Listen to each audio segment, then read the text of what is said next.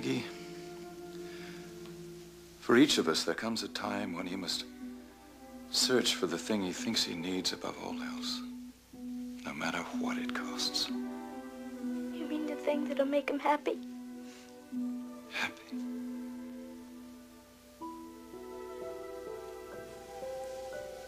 There's a story,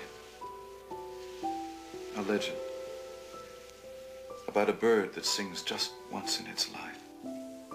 From the moment it leaves its nest, it searches for a thorn tree and never rests until it's found one.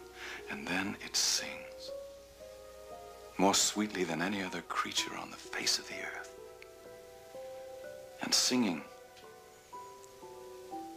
it impales itself on the longest, sharpest thorn. But as it dies, it rises above its own agony to outsing the lark and the nightingale. The thorn bird pays its life for just one song. But the whole world stills to listen. And God in his heaven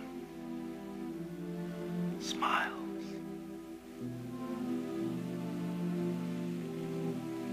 What does it mean, Father?